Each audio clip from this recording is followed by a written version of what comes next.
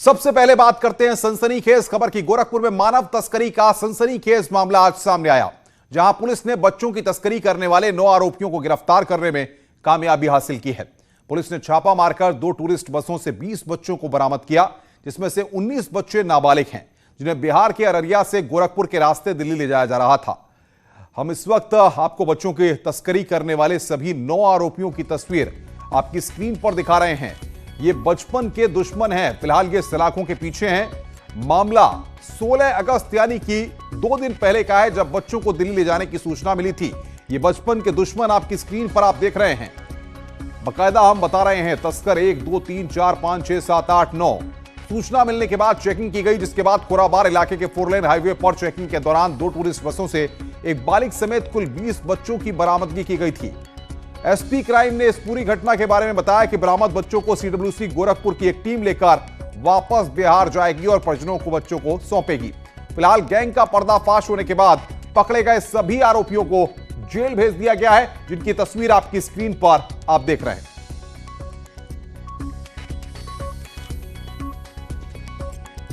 16-17 की रात में अच्छी खासी कामयाबी मिली, जिसमें 20 बच्चों को ये रेस्क्यू किया गया।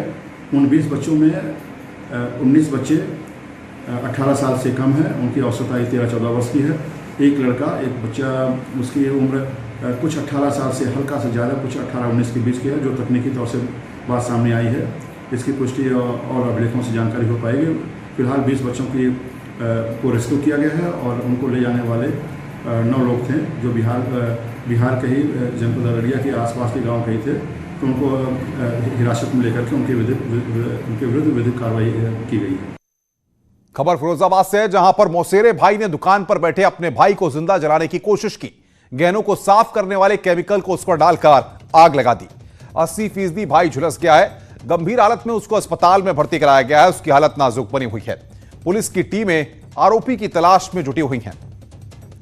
ये फुटेज हम आपकी स्क्रीन पर आपको दिखा रहे हैं, किस तरीके से मौसेरे भाई ने अपने ही भाई के ऊपर केमिकल डालकर उसको जला दिया। फिलहाल पुलिस की टीमें गठित कर दी गई हैं और पुलिस आरोपी को पकड़ने का जल्द दावा कर रही है। तो 2 तस्वीरें इस वक्त आपकी स्क्रीन पर हम आपको दिखा रहे हैं। 80% युवक जल गया है, जिसको अस्पताल में भर्ती कराया गया है। पहली तस्वीर जिंदा जलाने का ये वीडियो है, जो सीसीटीवी का फुटेज है, जिसकी तस्वीर में आप देख सकते हैं कि किस तरीके से वहां पर अफरा तफरी का माहौल होता है और वहां पर केमिकल डाल करके जिंदा जलाने की कोशिश की जाती है। और दूसरे उस युवक की तस्वीर जो 80% झुलसा हुआ है। आगे बढ़ते हैं। तेजी से बढ़ते कोरोना संक्रमण को देखते हुए सरकार ने लॉकडाउन के बाद भी स्कूलों को बंद रखने के आदेश दिए हुए हैं, लेकिन जालौन में ठीक इसके उलट नजारा देखने को मिल रहा है। विकासखंड माधवगढ़ के ग्राम मिझौना में धड़ल्ले से स्कूल चल रहा है। यहां गायत्री बाल विद्या मंदिर के स्कूल संचालक के द्वारा लगातार स्कूल में बच्चों को बुलाकर पढ़ाया जा रहा है, जहां स्कूल में बिना मास्क और सोशल डिस्टेंसिंग के बच्चों को अध्यापक पढ़ा रहे हैं। ऐसे में इन बच्चों पर हर वक्त कोरोना का खतरा मंडराता रहता है। खैर, मामला संज्ञान में आने के बाद बेसिक शिक्षा अधिकारी ने कार्रवाई की बात कही है। अब सर इनके मम्मी पापा ये बोले कि नहीं, वो पढ़ाना अलग चीज है। आप लॉकडाउन क्या है, अगर कोरोना पॉजिटिव सभी बच्चे हो गए तब क्या करेंगे आप? नहीं सर, सबके पास मास्क वगैरह हैं। कोई न शासन से कोई निर्देश आए हैं, न हमारी तरफ से, न ही जिलाधिकारी महोदय की तरफ से कोई ऐसा निर्देश दिया गया है कि विद्यालय में बच्चों को बुलाया जाए, पढ़ाया जाए। जैसा कि वीडियो में लग रहा है कि बच्चे बैठ करके बेंच पर बैठे हुए हैं, डेस्क बेंच पे, और पढ़ रहे हैं। तो मैं तत्काल अभी एक वहाँ के खंड शिक्षा अधिकारी से इसकी रिपोर्ट लेता हूँ और तत्काल उनके खिलाफ में कोई न कोई कार्रवाई करूँगा। जौनपुर में डिलीवरी के दौरान गर्भवती महिला की मौत हो गई। इसके बाद परिजनों ने अस्पताल पर जाकर जमकर हंगामा काटा। वहीं बच्चा स्वस्थ बताया जा रहा है। परिजनों ने डॉक्टर पर लापरवाही का आरोप लगाते हुए अस्पताल में आज हंगामा किया। सूचना पर पहुंची पुलिस लोगों को समझा बुझाकर मामले को शांत करने में लगी रही।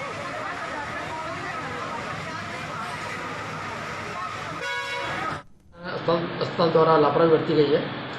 इस संबंध में छानबीन की जा रही है और पुलिस व्यवस्था वहाँ पर कर दी गई है। शांति व्यवस्था इस समय कायम है वहाँ पर, और परिजनों के तहरीर के आधार पर उसमें कार्रवाई की जा रही है। आगे बढ़ते हैं। खबर चित्रकूट से है, जहां पर 3 बाइक सवार बदमाशों ने एक बुजुर्ग की चाकू से गोद कर निर्मम हत्या कर दी और मौके से फरार हो गए। मामला सीतापुर चौकी क्षेत्र कस्बे का है, जहां पर कौशांबी के रहने वाले अर्जुन लाल नाम के 60 वर्षीय बुजुर्ग अपनी रिश्तेदारी में कई महीनों से रह रहे थे, लेकिन अचानक कुछ अज्ञात बदमाशों ने घर में घुसकर बुजुर्ग की निर्मम हत्या कर दी। सूचना के बाद मौके पर पहुंची पुलिस ने शव को कब्जे में लेते हुए मामले की जांच शुरू कर दी है। प्रथम दृष्टया मामला जमीनी रंजिश का बताया जा रहा है। ड्यूटी चला है। जब मैं सुबह गया सर, लगभग वहाँ 6:20 साढ़े 6 के करीब पहुँचा, तो वहाँ शासन मौजूद थी, काफ़ी भीड़ भाड़ था। तो वहाँ सर देखा तो मर्डर हुआ था बाबा का, और इसके लड़के की बाइक बरामद हो गई है, प्लस वो एक आदमी का कपड़ा चप्पल मिल गया है। चाकुओं से गोद के इनकी हत्या कर दी गई। हमलावर एक मोटरसाइकिल, स्प्लेंडर मोटरसाइकिल पे 3 लोग थे। आसपास के लोगों द्वारा बताया गया कि जब शोर हुआ तो हमलावर मोटरसाइकिल छोड़ के भाग गए। मोटरसाइकिल की पहचान रजिस्ट्रेशन नंबर के जरिए की गई तो उसमें ये ज्ञात हुआ कि ये मोटरसाइकिल मृतक के बहू के नाम थी, और ये भी ज्ञात हुआ कि मृतक का उसके पुत्र से संबंध ठीक नहीं था। आगे बढ़ते हैं। खबर मेरठ से है, जहां पर 90 साल की बुजुर्ग महिला ने इच्छा मृत्यु की मांग की है। अपने घर के बाहर धरने पर बैठी बुजुर्ग महिला ने बेटी पर धोखाधड़ी का आरोप लगाया है और पुलिस प्रशासन से मदद न मिलने पर इच्छा मृत्यु की मांग कर डाली। बताया जा रहा है कि बुजुर्ग महिला ने बीमार और अकेलेपन के चलते बेटी को अपने साथ रहने के लिए बुला लिया था। इसके बाद बेटी ने बहाने से घर के दस्तावेज पर हस्ताक्षर करवा लिए, पर उसने अपनी मां को घर से बाहर निकाल दिया, घर में ताला लगा दिया।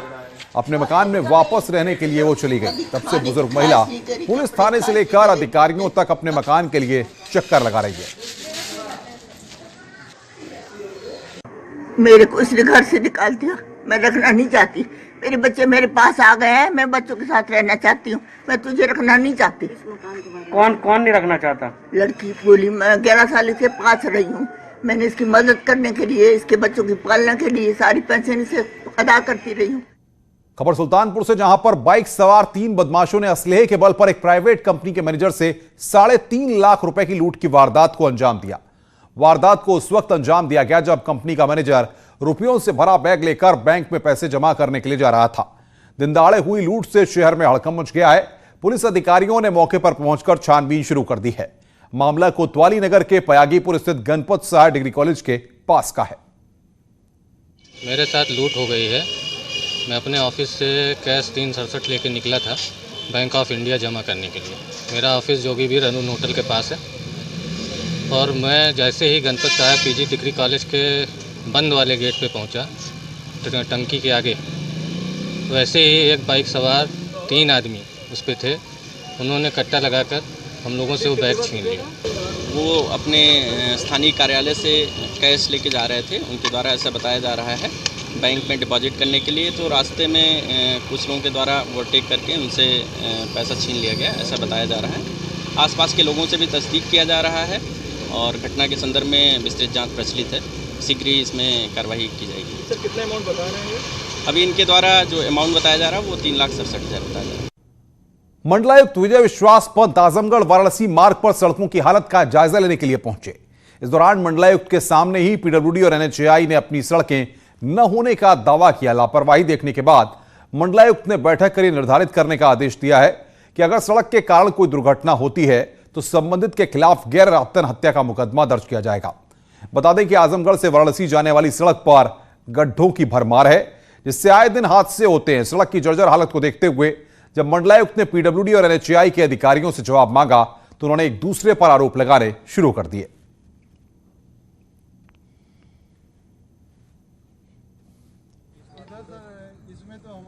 पॉइंट्स की जिसकी मुझे बार बार शिकायत आ रही थी कि यहाँ सड़क की हालत ख़राब है, तो वहाँ आज मैंने स्थलीय निरीक्षण किया और साथ में मैंने एनएच के अधिकारी और पीडब्ल्यूडी के अधिकारियों को रखा और मैंने ये पाया कि वहाँ पे अभी काफ़ी काम होना अभी ज़रूरी है। खबर ललितपुर से, जहां पर एक 16 वर्षीय किशोर नदी में बह गया। दोस्तों ने जैसे ही परिवार को इस घटना के बारे में जानकारी दी तो परिवार में कोहराम मच गया। गोताखोर उसकी तलाश में जुटे हुए हैं, लेकिन अभी तक उसके शव को बरामद नहीं किया जा सका है। गोताखोर सुबह से तलाश लगातार कर रहे हैं, लेकिन अब तक उन्हें कोई कामयाबी हाथ नहीं लगी है।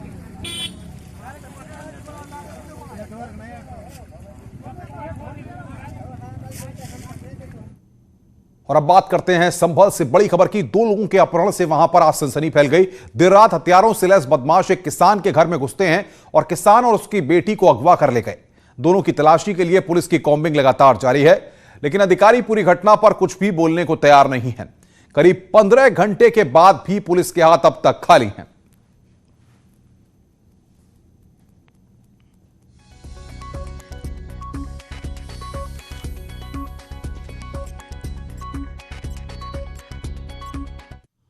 खबर आगरा से। कानून व्यवस्था मजबूत बनाने के लिए एक नया थाना खोला गया है। दरअसल कमला नगर का पूरा इलाका पहले न्यू आगरा थाने में आता था, लेकिन पुलिस ने अब कमला नगर को ही एक नया थाना बना दिया है। थाने का उद्घाटन आगरा जोन के एडीजी अजय आनंद ने किया। थाने में थाना प्रभारी समेत तमाम पुलिसकर्मी पोस्ट कर दिए गए हैं। कमला नगर नया थाना खोले जाने से पूरे जिले में थानों की संख्या 43 हो गई है। आगरा में अपराध को नियंत्रित करने के लिए और भी नए थाने खोले जाने की प्रक्रिया चल रही है। थाना न्यू आगरा के अंतर्गत कुछ एरिया थे जिनकी संबंध में काफ़ी दिनों से मांग थी और शासन के द्वारा जो है थाना को स्वीकृत कर दिया गया था, जिसको पूरी तरीके से रिकॉर्ड मेंटेन कराते हुए बनाते हुए इसका प्रारंभ जो है करा लिया गया है। आज यहाँ एडीजी महोदय, आईजी महोदय और मेयर साहब एवं विधायक जी के द्वारा जो है यहाँ आकर इसका शुभारंभ भी करा लिया गया। कानपुर देहात के गोलीकांड में एक और आरोपी ने आज सरेंडर किया है। कानपुर देहात जिला कोर्ट में विकास दुबे के एक और गुर्गे धर्मेंद्र उर्फ धीरू ने सरेंडर कर दिया। उस पर 1 लाख रुपए का इनाम घोषित है। यूपी एसटीएफ और कानपुर पुलिस को उसकी तलाश थी, लेकिन एसटीएफ और कानपुर पुलिस को चकमा देकर वो वकील की ड्रेस में आज कोर्ट में सरेंडर करने के लिए पहुंचता है। जज ने 14 दिन की न्यायिक हिरासत में उसको जेल भेज दिया है।